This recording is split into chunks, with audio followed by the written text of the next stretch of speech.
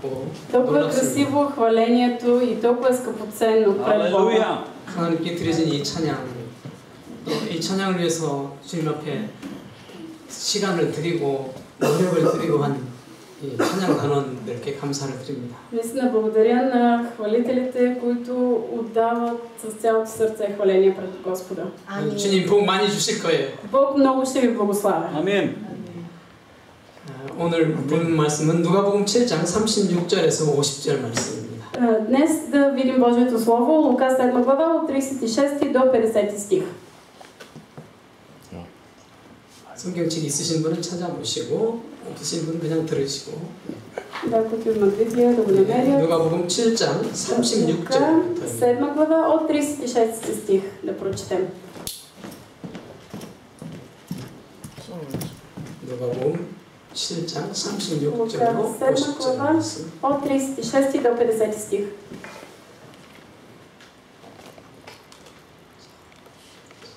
잠깐만 기다리시고. Да, е сега. 이제 다 찾으셨어요? Да, намерихте ли го?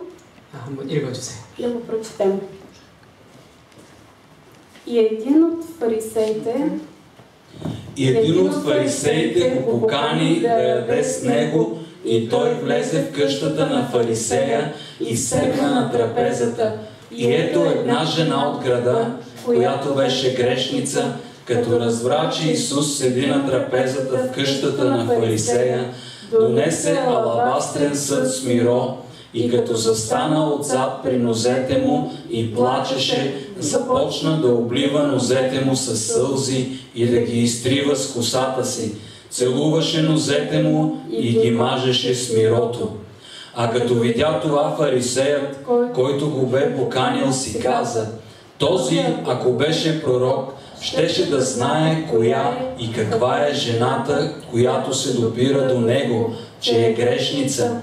А Исус се обърна към него с думите: Симоне, ако имам нещо да ти кажа. А той отговори: Учителю, кажи. Някой си лихвар имаше двама длъжника. Единият дължеше 500 динария, а другият 50. И понеже нямаха с какво да му платят, той опрости дълга и на двамата. И така, кой от тях ще го обикне повече? Симон отговори: мисля, че онзи, на когото е простил повече. А той му каза: правилно си отсъдил. И като се обърна към жената, каза на Симон: виждаш ли тази жена? Влязох в къщата ти, но ти вода за нозете ми не даде, а тя със сълзи обля нозете ми и с косата си ги изтри. Ти целувка не ми даде за поздрав, а тя, откакто съм влязал, не е престанала да целува нозете ми. Ти селей не помаза главата ми, а тя с миро помаза нозете ми. А това ти казвам: прощават се многото грехове, защото тя обикна много, а на когото малко се прощава, той малко обича. И каза: прощават ти се греховете. И тези, които седяха с него на трапезата, започнаха да се питат един друг: кой е този, който и греховете прощава? А Исус каза на жената: твоята вяра те спаси. Иди си с мир. Амин. 아멘. 자, 오늘의 본문은 예수님이 시몬이라고 하는 바리새인이 초청을 받아가지고 식사 자리에 앉으셨을 때 일어난 사건들을 보여주고 있습니다. Тези стихове ни говорят за една случка. Как Исус отиде да яде в дома на един фарисеин Симон. 예수님이 그 집에 있다는 소문을 듣고 죄인으로 알려진 한 여자가 향유를 가지고 예수님께로 가서 그 주님의 발을 눈물로 적시고, 눈물을 흘려서 발을 적시고, 자기 머리털로 그 머리털을 닦고 그 발에 입을 맞추고 그 발에 향유를 부었습니다. И какво се случи тогава? Много хора разбраха, че Исус е там на място, стекоха се към дома и чу за това и една жена, за която се знаеше, че е грешница. Тя отиде с алабастрен съд с миро, който започна да излива по краката на Исус и да бърше краката му с косата си. 그 여자의 행동을 보면서 시몬, 바리새인 시몬은 예수님에 대해서 이상한 생각이 들었어요. Но когато фарисейнат Симон видя какво прави жената, той си помисли нещо много странно за Исус.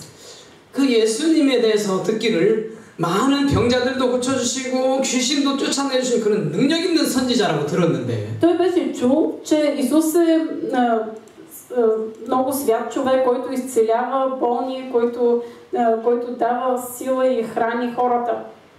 그런데 저 여자가 죄인인 것 자체를 모르는가 보다 그런 생각이 들었어요. Обаче си помисли, явно този човек не знае, че тази жена е грешница. 아니 능력 있는 선지자라면 당연히 알아야 되잖아요. 저 여자가 죄인이라는 걸 당연히 알아야 되잖아요. Естествено, трябва някой, който е толкова свят, да знае, че тази жена е грешница. 근데 시몬이 이렇게 볼 때는 도대체 저 여자가 죄인이라는 것 자체를 모르는 것 같아 예수님이. Обаче от негова гледна точка Исус изобщо не знаеше каква е жената. 그러니까 말하자면 저 사람은 진짜 선지자가 아니고 뭐 가짜 선지자인가 보다 이런 식의 생각입니다. С други думи, той си мислеше, ами този човек не е истински пророк, той е лъже пророк. 그 시몬은 자기 생각으로 예수님을 지금 판단하고 있는 거예요. Той преценяваше Исус според собственото си мислене. 근데 예수님이 그의 생각을 아셨을까요? 모르셨을까요? Как мислите, Исус знаеше ли всички факти или не ги знаеше? Знаеше ги. 예, 예수님은 그 시몬이 생각하고 있는 그 생각을 분명하게 아셨어요. Исус много ясно знаеше и какво си мисли Симон в момента. 그리고 그의 잘못된 생각을 바로잡아주기 위해서 오늘 중요한 어떤 일을 하셨습니다. И той направи нещо много важно, за да изправи начина му на мислене. 이건 조금 다른 얘기인데요. 그 여자, 죄인으로 소문난 그 여자가 이름이 뭔지도 성경에 기록하고 있지 않아요. Много интересно, не се знае тази жена, коя е. В Библията не е написано нейното име. 그 도대체 무슨 죄를 졌기 때문에 이 죄인으로 소문났는지도 밝히고 있지 않습니다. Не се разкрива и какви грехове е извършила, така че всички да знаят, че тя е грешница. 그리고 왜 예수님께 그 여자가 죄인으로 소문난 그 여자가 왜 예수님께 와서 온 마음과 정성을 다해서 사랑을 표시하고 존경을 표시했는지 성경은 말하고 있지 않습니다. И Библията също така ни казва защо тази жена отива и с цялото си старание и усърдие прави това нещо за Исус. 그래서 이 성경을 해석하는 사람들이 견해가 여러 가지 의견이 있어요. Има най-различни мнения на хората, които тълкуват Библията. 어떤 사람들은 그 여자가 베다니에 사는 나사로의 동생 마리아다 이렇게 생각하는 사람도 있습니다. Има хора, които смятат, че става въпрос за Мария, която е сестрата на Лазар от Витания. 여러분 알죠? 나사로의 동생 마리아가 누군지 아세요? Знаете ли коя е по-малката сестра Мария на Лазар? 예수님이 나사로를 살려주셨잖아요. 죽은 나사로를 살려주셨어요. Исус възкреси Лазар. 그 나사로의 동생 마리아가 있었습니다. И този Лазар, възкресен от Исус, имаше по-малка сестра, която се казваше Мария. 그 사람들이 사는 동네가 베다니였어요. И те живееха в Витания. 그래서 그 마리아를 베다니 마리아 그렇게 이야기를 합니다. И затова наричаха Мария от Витания. 근데 어떤 사람들이 바로 이 오늘 본문에 나온 이 죄인인 여자가 이 베다니 마리아다 이렇게 생각을 하는 겁니다. Така че някои хора смятат, че става въпрос за грешницата Мария от Витания. 그렇지만 교회의 전통, 이제까지 지내온 교회의 전통에 따르면 그 여자는 막달라 마리아였습니다. Но според църковната традиция става въпрос за Мария Магдалена. 참 여러 가지 이론이 있어요. Има най-различни мнения. 어쨌든 오늘의 본문을 통해서 우리에게 주시는 그런 하나님의 뜻은 우리가 죄 사함과 구원에 대한 감격을 가지고 최선을 다해서 주님을 사랑하고 섬기라는 겁니다. Но въпреки това, кое е важното? Ние да разберем как да се вълнуваме от това, че Исус ни е простил и да му благодарим. Амин. 예, 그거 생각하면은 우리가 감격하지 않을 수 없어요. Просто като се замислим за това, няма как да не се развълнуваме. Амин. 그리고 오늘 이 본문에 나온 그 죄인인 여자를 막달라 마리아라고 생각하면은 본문이 더 자연스럽게 이해가 됩니다. Много по-лесно ще разберем стиховете, ако смятаме, че става въпрос за Мария Магдалена. 여러분 막달라 마리아가 어떤 고생을 하고 살았는지 아세요? Знаете ли колко труден живот е имала Мария Магдалена? 7 귀신이 들려가지고 아주 너무 괴로운 삶을 살고 있었습니다. Това е жена, в която е имало 7 бяса. 귀신이 완전히 짓누르는 거예요. 그 막달라 마리아 완전히 짓눌렀는데 Мария Магдалена е живеела напълно потисната от тези демони. 어느 날 예수님께서 만나셔가지고 완전하게 고쳐주셨어요. Но един ден среща Исус и получава освобождение. 잠시 그 막달라 마리아의 입장에서 한번 생각해 봅시다. Нека да си представим позицията на Мария Магдалена. 막달라 마리아는 귀신이 완전히 사로잡혀 눌려있기 때문에 마음대로 어디 자기 마음대로 갈 수도 없었어요. Човек, който е напълно под властта на демоните, той не може да направи всичко, да направи нищо по собствено желание.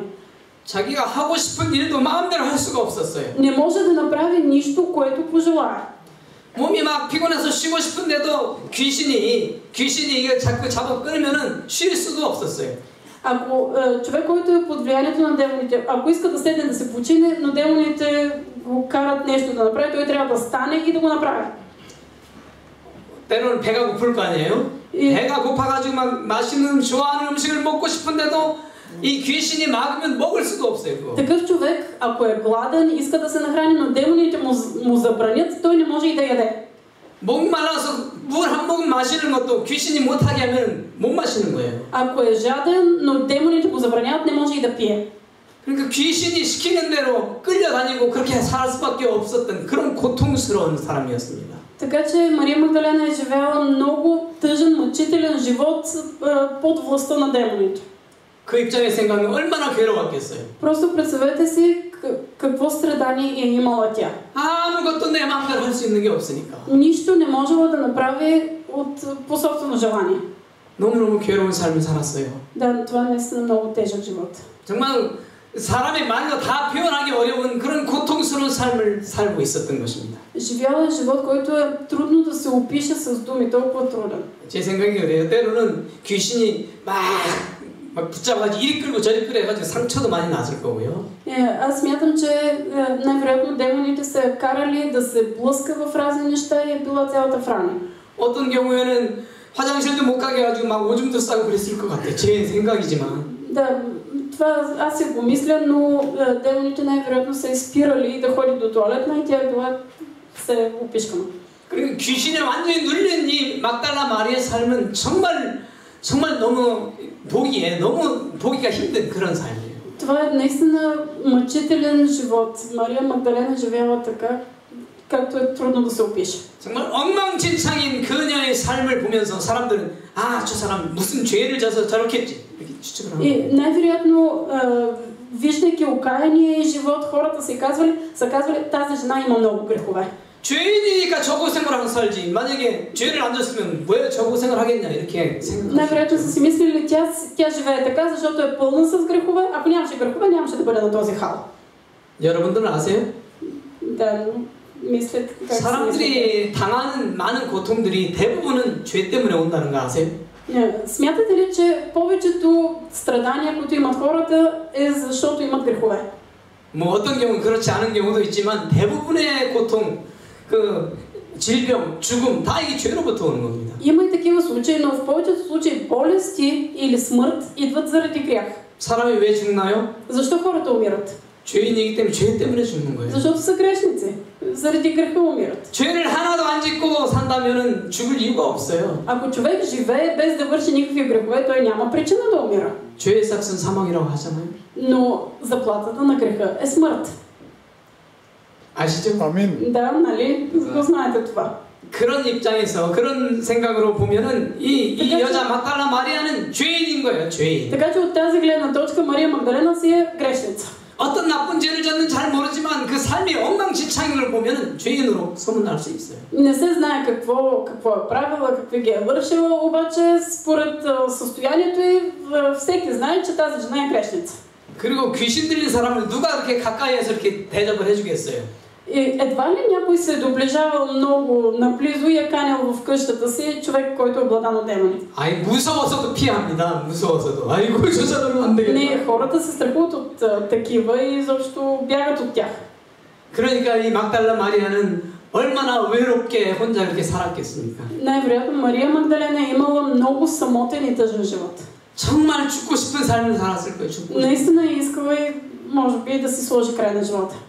그런데 예수님을 만나고 갑자기 완벽하게 고침을 받았어요. Но когато среща Исус, тя получава съвършена промяна. Алелуя. 그래가지고 예수님을 만나서 아주 자유함, 행복을 놀랍게 누리게 됐습니다. И започва да се наслаждава на освобождение и радост. 그 여자는 새롭게 돼, 새로운 사람이 됐습니다. Тя става нов човек, обновява се. 그런 심각한 고통 속에서 완벽하게 구원해 주신 그 예수님을 위해서라면 마리아가 뭐가 아깝겠어요? И ако Исус е направил нещо за нея, какво би се посвидило да направи тя за него? 너무너무 감사해가지고 От такава огромна радост. 예수님을 위해서라면 자신의 생명도 아낌없이 바칠 수 있었을 거예요. Тя е искала да даде своя живот за Исус. 그 감사와 감격의 표현이 바로 오늘의 본 말씀의 사건입니다. И точно в стиховете, които прочетохме днес, нейният израз на благодарност и радост. 막달라 마리아는 너무너무 감사해서 예수님께 최고의 선물을 드리고 싶었어요. Мария Магдалена от благодарност за Исус иска да му даде най-големия подарък. 마침 자기에게 아주 비싼 향유, 미로가 있었습니다. Има един много скъп парфюм. 오늘 본문에 보니까 500 데나리온이라고 나왔던 것 같은데. В стиховете днес четохме, че струвало 500 динара. 뭐 이렇게 나와. 한글 성경에는 300 데나리온 이렇게 나오고. В българската Библия е 500 динара, в корейската 300 динара. 어쨌든 가장 비싼 향유였습니다. Както и да е, става въпрос за най-скъпия парфюм. 대략 계산하면 한 15,000 레바 정도 돼요. Нещо, което в днешни български пари е 15 000 лева. 하루 품삯이 50 레바라고 할 때, да кажем, 15,000 레바. Да, просто ако надницата е 50 лева, това е 15 000 лева. 그래서 이 귀한 거, 너무너무 귀한 거, 이거를 예수님한테 꼭 드리고 싶은 마음이 생겼습니다. И тя има желание да даде това скъпо нещо на Исус. 근데 아직 기회가 안 됐어요. обаче все още не е имала възможност. 예수님께 가까이 가야 되는데 가까이 갈 기회가 없었어요. трябвало да отиде близо до Исус, но не е имала шанса да се доближа до Исус. 그런데 그 기회가 바로 예수님이 바리새인 시몬의 집에 식사 대접 받으러 오셨을 때 그 기회가 됐어요. И тя получава възможност, когато Исус е в дома на фарисеина Симон. 그래서 그 향유를 막달라 마리아는 그 향유를 가지고 예수님께로 다가갔습니다. затова тя взима скъпото миро, парфюма и отива при Исус. 예수님께 가까이 가니 그의 눈에서 감사의 눈물, 감격스러운 눈물, 회개의 눈 막 섞여서 막 나와. 눈물을 막. И тя започва да плаче, сълзи на благодарност, на радост, на освобождение. 너무너무 감사하기 때문에 막 눈물을 흘리게 됐습니다. тя плаче и плаче. 여러분들 주님께 감사의 눈물을 흘려보신 적 있어요? Вие някога плакали ли сте от благодарност на Исус? Да. 아멘. Амин. Алелуя. 당연한 거예요. Това е толкова естествено. 너무너무 주님이 주신 은혜가 크기 때문에 защото 눈물을 흘릴 수밖에 없어요. благодат е толкова голяма, няма как да не заплачеш. 이 막달라 마리아는 눈물로 예수님의 발, 먼지 묻은 그 예수님의 발을 적셔요. И Мария Магдалена започва да облива със сълзи мръсните нозе на Исус. 그리고 그 손에는 손수건도 없었어요. обаче няма кърпичка. 그래서 자기 머리를 풀어가지고 자기 머리카락으로 예수님의 그 발을 닦아드렸어요. затова се развързва косите и започва с косата си да трие краката му. 이거는 다른 사람 앞에서 내 부끄러움 같은 거 상관이 없었던 거예요. И това е нещо, което няма как да направиш, ако те срамят хората. 네, 여자가 자기 머리카락 가지고 먼지 남의 발에 먼지를 닦는 거 이게 얼마나 부끄럽겠어요. Наистина малко не е много добре жена да се развърже косите и с косата си да бърше краката на мъж. 그렇지만 이 막달라 마리아에게는 지금 부끄러운 게 문제가 아니에요. обаче Мария Магдалена не се свини от нищо. 내게 그 큰 은혜를 베풀으신 그 예수님께 최대한도로 다 드리고 싶은 거예요. Тя иска да даде всичко, най-доброто на този, който я простил. 그래서 머리카락으로 예수님의 발을 닦아드린 다음에 막 입을 맞추기 시작했어요. И след като изтрива нозете му с косата си, започва да целува краката на Исус. 아마 한참을 입을 맞춘 것 같아요. Не, вероятно дълго време тя му е целувала нозете. 그 다음에 자기가 가져온 값비싼 그 향유를 예수님의 발에 부어드렸습니다. И полива с скъпия парфюм краката му. 그러니까 자기의 최선을 다해서 드린 거예요. 막달라 Тя 마리아. дава най-доброто от себе си. 그런데요, 왜 누가복음의 저자가 누가잖아요? Лука описва тази 왜 случка. 누가는 왜 이 여자를 소개하면서 이름도 얘기하지 않고 그냥 죄인인 여자, 동네에서 죄인으로 소문난 여자라고 왜 그렇게 했을까요? Обаче, защо Лука, когато разказва тази случка, не казва кое е името на жената, само казва жена, за която се знаеше, че е грешница. 누가는 바로 그 상황 속에서 예수님이 주시는 그런 깊은 교훈을 강조하려고 그렇게 말했던 겁니다. Най-вероятно, защото Лука иска да подчертае смисъла, поуката от случката. 오늘 이 사건에는 두 사람이 대조적인 사람이 등장하고 있습니다. В описаната ситуация има двама противоположни герои. 우리는 이 두 사람 중에 어떤 사람에 더 가까운지 생각하면서 한번 들어보세요. Нека да видим ние към кого се приближаваме повече. 한 사람은 이 시몬이라는 바리새인, 예수님을 초청한 그 시몬이라는 바리새인입니다. Единият човек е фарисеина Симон, този, който е поканил Исус на гости. 그 시몬은요 잘 살았어요. Той е богат човек. 그래서 이제 점심을 아주 잘 차려가지고 예수님을 초청을 했습니다. Затова приготвя голямо пиршество, кани Исус.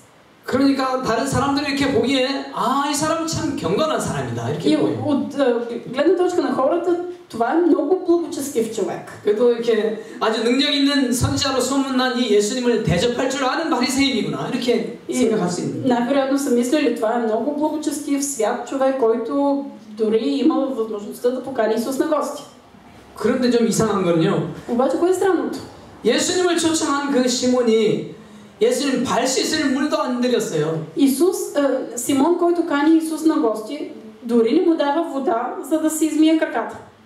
그때는 그 신발을 남학신 같은 거 이런 쓰리빠 같은 그런 비슷한 것들을 신고 다니기 때문에 샌들을 신고 다녔기 때문에 По него време хората са носили сандали. 이렇게 다니다 보면 먼지가 많이 묻어요 발에. И обикновено краката са били много прашни. 그래서 귀한 손님이 오면 꼭 이렇게 발 씻을 물을 떠다 드립니다. И когато дойде някой на гости, те му давали вода и му измивали краката.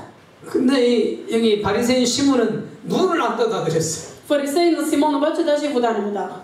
그러니까 진정으로 깊이 예수님을 사랑하고 존경한 게 아니다. Което означава, че той няма искрена любов към Исус.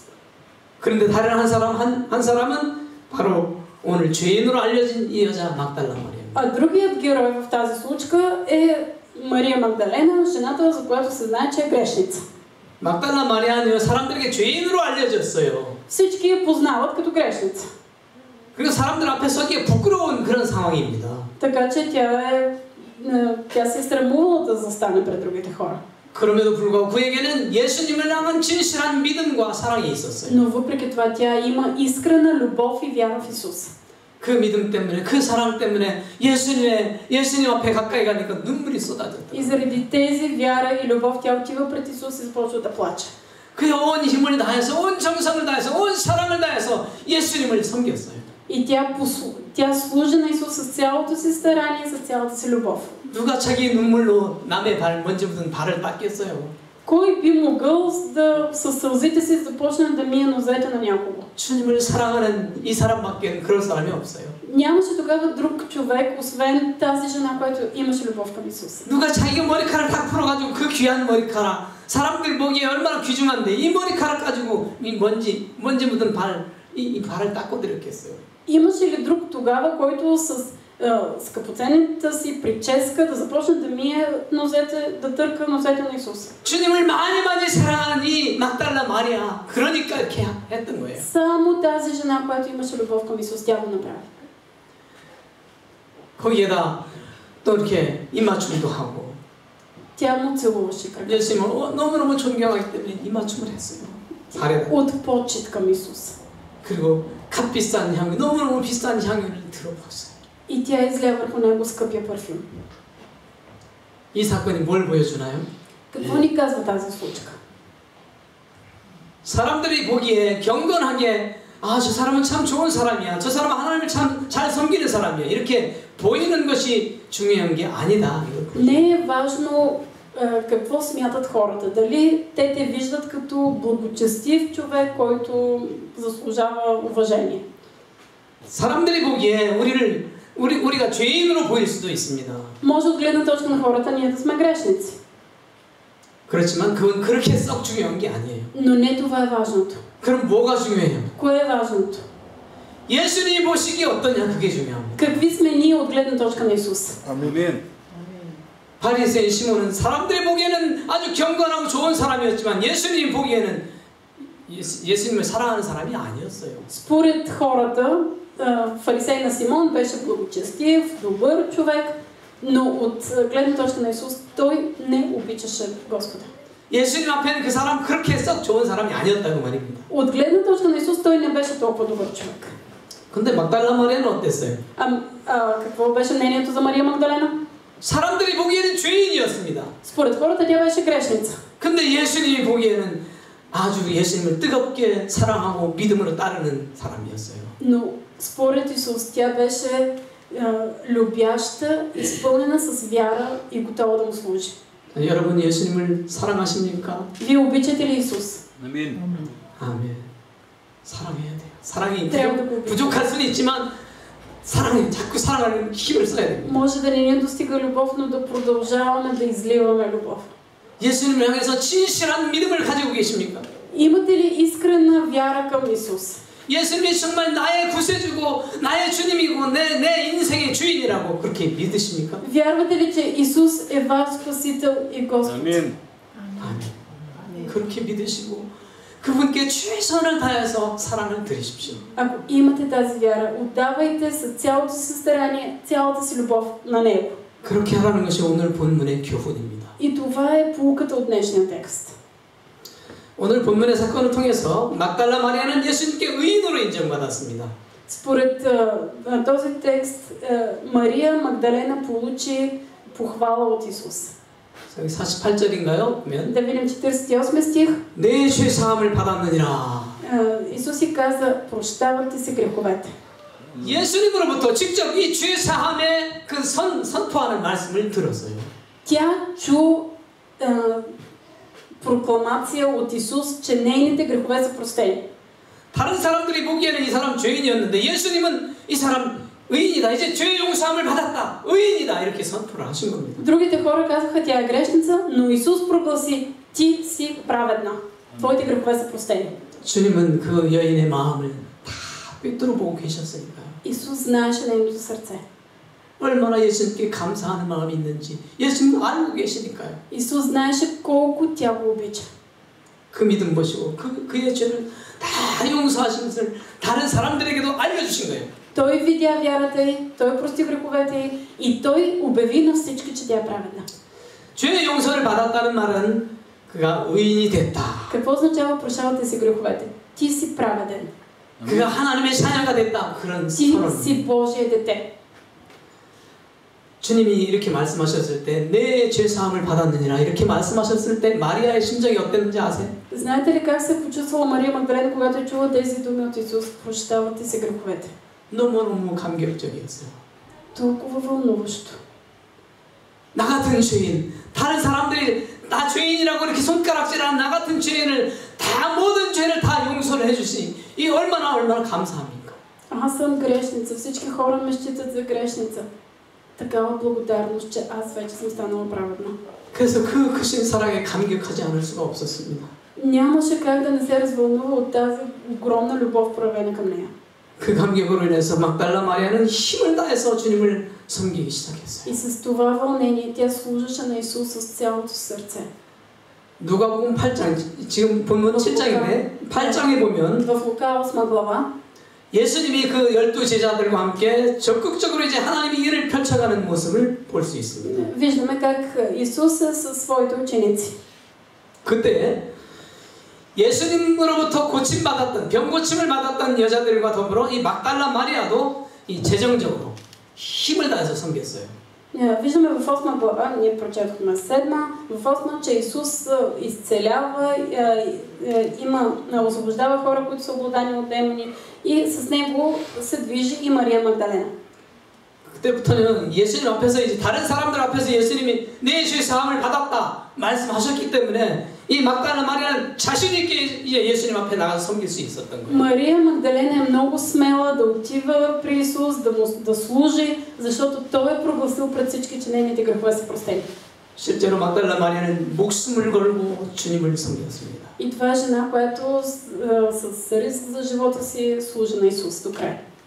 예수님이 십자가에 달려 돌아가실 때 Когато Исус е разпънат на кръста, 갈릴리에서 온 다른 여자들과 함께 막달라 마리아도 예수님의 그 고난 당하면서 죽어가는 그 모습을 바라보았습니다. Мария Магдалена вижда заедно с другите жени как той страда на хълма Голгота. 그런 것이 바로 목숨을 걸고 주님 섬기는 부분이었어요. Но тя е жена готова да даде живота си, за да послужи на Исус. 죄인으로 몰려가지고 죽는 예수님을 바라보고 존경하는 예수님 바라보고 있는 것이 그때 당시에 그 상황으로 보면 굉장히 위험한 상황이었습니다. Да гледаш, да присъстваш на смъртта на човек, който е обявен за грешник, и това е Исус, е било много опасно за времето си. 그런 위험 아랑곳하지 않고 예수님을 섬겼어요. Тя обаче не се съобразява с опасността, която е за нея. Тя служи на Исус. 그렇게 마음을 다해서 온 마음을 다해서 온 힘을 다해서 예수님을 사랑으로 섬겼더니 막달라 마리아. И тази Мария Магдалена, тя служи на Исус с цялото сърце, с цялата си любов. 이 사람이 예수님의 부활을 맨 처음으로 보게 되었습니다. И затова тя е първата, която вижда възкресение Исус. 그래서 예수님의 부활에 대해서 최초로 증거하는 사람, 그런 영광스러운 사람이 되었어요. И тя получава тази слава да е първият човек, който свидетелства, че Исус Христос възкръсна. 이것이 얼마나 큰 영광인지 여러분 아세요? Представете ли се каква голяма слава е това? 잘 생각이 안 될 거예요. 근데 Не, просто си 하나님 앞에서 굉장히 큰 영광을 누린 겁니다. Това е голяма слава пред Бог. 어떻게 해서 그렇게 하나님께 값지게 정말 영광스럽게 쓰임을 받았을까요? Как е можело тя да получи такъв призив и такава слава от Христос? 목숨 걸고 주님을 섬겼기 때문에 가능했습니다. Защото тя му служи с риск за живота си. 우리도 바로 그런 사랑을, 그 예수님의 사랑을 받고 있는 사람이잖아요.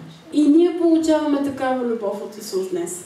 예수님이 오늘 찬양 부르는데도 있었던 것처럼 И както беше в песните, които пеехме. 우리 죄를 대신 지시고 십자가에 달려서 Исус е този, който понесе нашите грехове и отиде на кръста вместо нас.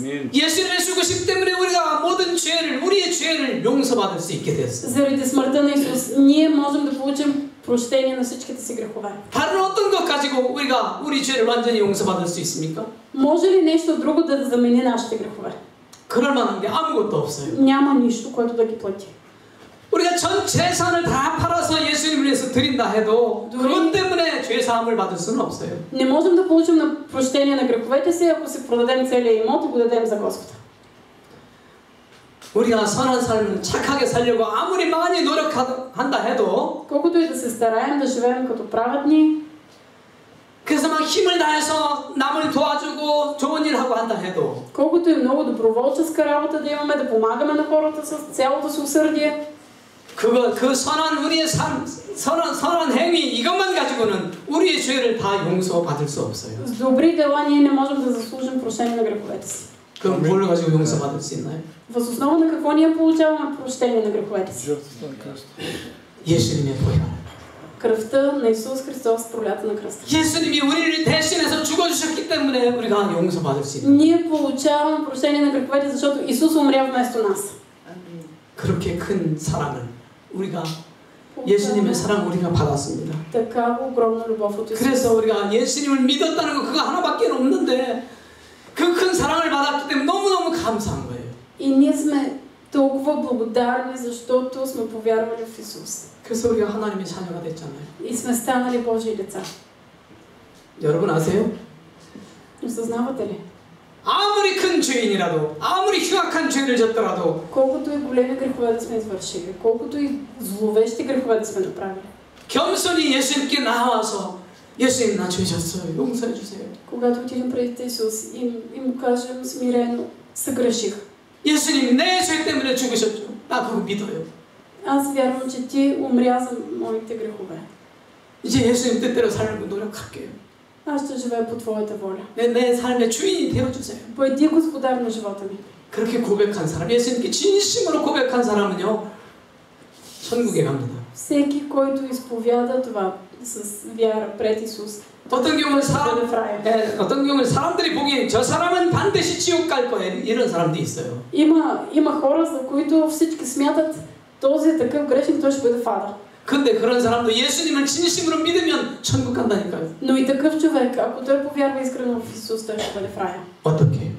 И как става това?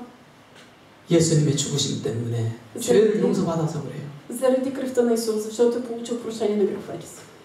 여러분 베드로 사도도 이렇게 말하고 있는 거 보세요. Да видим какво казва апостол Петър за това. 한번 읽어주세요. В Първо Петрово.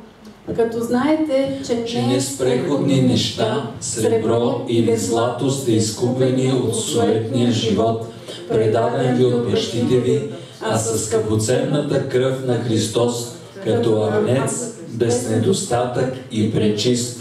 Амин. 2장 24절도 и в Първо Петрово 2 глава 24 стих. А който сам понесе в тялото си нашите грехове на дървото, така че като сме умрели за греховете, да живеем за правдата, с чиито рани вие оздравяхте. Амин. 아멘. 예수님이 우리를 위해 죽으신 건 분명해요. Много ясно е, че Исус умря за нашите грехове. 내가 아무리 많은 죄를 졌더라도 예수님이 내 죄를 대신해서 죽으셨다 이 사실을 분명하게 믿고 예수님 따르면 그 사람은 그 죄 다 용서받고 천국 갑니다. Всеки колкото и грехове да е извършил, ако повярва, че Исус умрял за неговите грехове, той ще получи прощение и ще бъде в рая.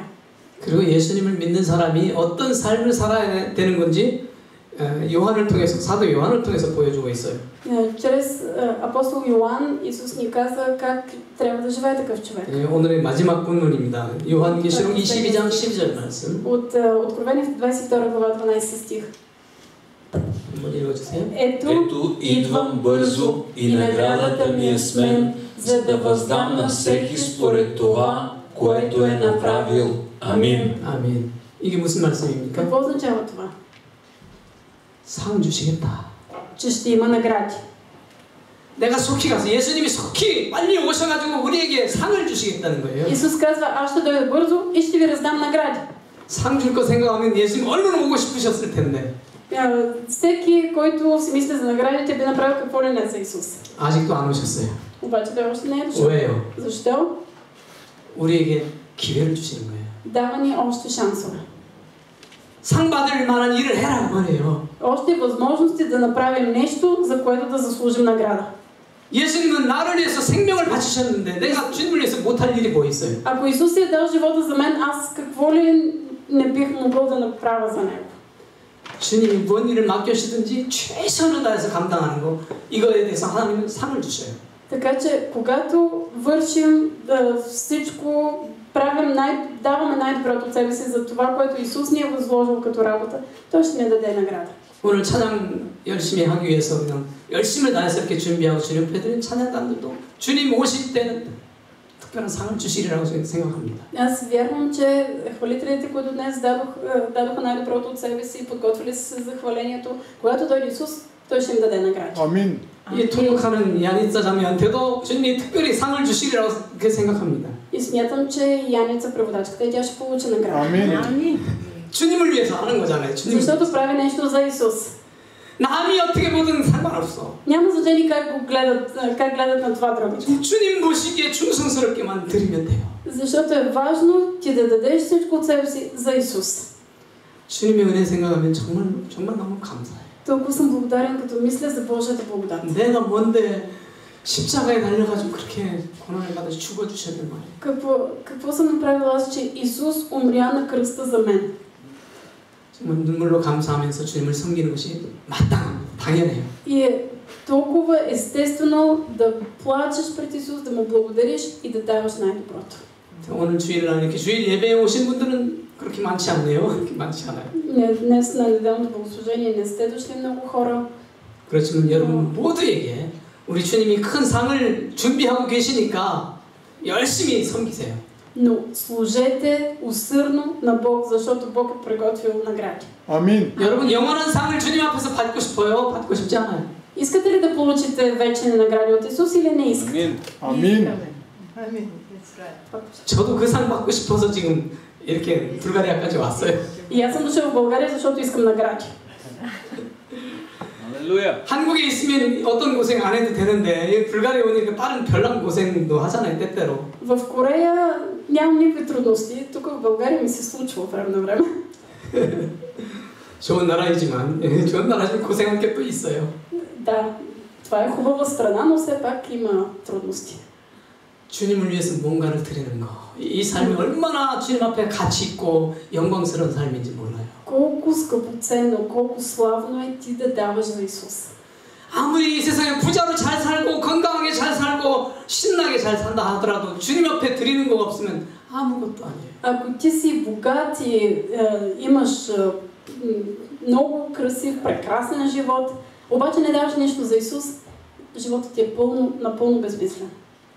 그렇지만 남들이 보기에 우리는 가난하게 살 수도 있어요, 지금. Но от гледна точка на другите хора, ние може да сме бедни, 또 몸이 아플 수도 있고요. може да сме болни, 뭔가를 하고 싶은데 할 수 있는 조건이 안 돼가지고 주님을 섬기기가 어려운 그런 경우도 있어요. може да сме в такава ситуация, че искаме да направим нещо за Исус, обаче нямаме възможности за това. 만약에 그럴 경우에는 성경을 열심히 읽으세요.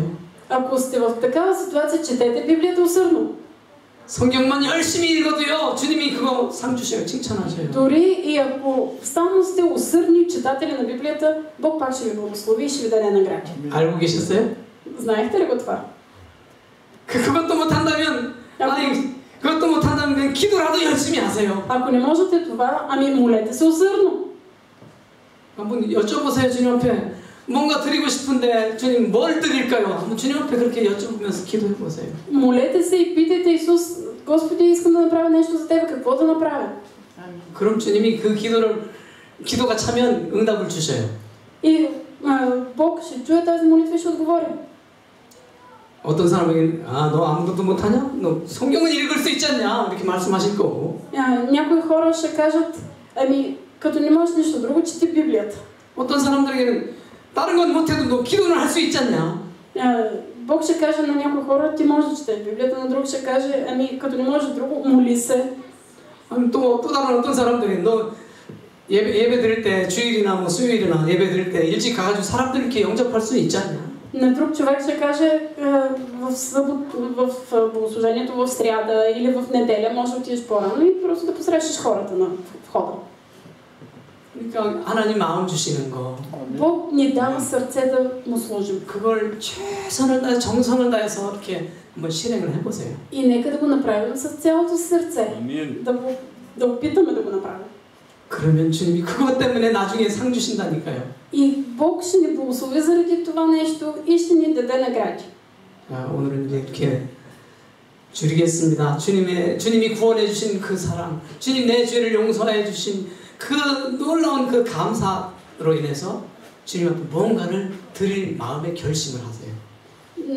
Направете това решение, вземете това решение от благодарност за Христос, от вълнение за прошката, която сте получили на греховете си, да направите нещо за Него. 지금 열심히 하고 있는 분들은 그거 열심히 계속 하시면 됩니다. Тези, които вече правят нещо за Исус, просто давайте най-доброто от себе си и продължавайте да го вършите. 근데 주님을 위해서 이렇게 할 게 없다고 생각되는 사람은 기도하면 돼요. А тези, които си мислят, че няма какво да вършат толкова много за Исус, ами молете се. 그러면 주님이 상황을 열어주셔서 뭐 섬길 기회를 주실 수도 있고요. И Бог ще отвори врати и Той ще ви даде възможност да служите. 내 마음에 말씀하셔가지고 너 이거 해라 말씀하실 수도 Ще 있어요. посее слово във вас и ще ви каже какво да правите. 오늘 또 이제 성찬식이 있는데 Днес имаме Господна трапеза. 정말 예수님의 피, 예수님의 살, 예수님이 나를 위해서 죽어주신 그 모습을 생각하면서 정말 감사함으로 받으면서 Нека да я приемем наистина с благодарност, с мисъл за кръвта на Христос, плътта на Христос. 마음속으로 저는 뭘 드릴 수 있을까요? 한번 질문해 보세요, 주님한테. И задайте си в сърцата този въпрос на Исус, какво да направя за теб? 그래서 은혜가 넘치는 그런 성찬식이 되었으면 좋겠습니다. И нека това да бъде наистина благословена Господна трапеза. Амин. 복 많이 받으세요, 여러분. Бъдете благословени. 잠시 기도할까요? Нека да се помолим. 주님 감사합니다. Благодарим Ти, Господи. 저희를 위해서 아무 죄도 없으신 예수님이 십자가에 달려 죽어주셨습니다. Исусът Ти, който нямаше никакъв грях, Ти отиде и умря на кръста. 그 예수님 정말 최선을 다해서 사랑으로 섬기고 싶어요. Исусе, искаме да Ти служим с цялото си сърце. 그렇게 섬길 수 있는 믿음도 주시고 능력도 주세요. Дай ни вяра и сила да Ти служим по този начин.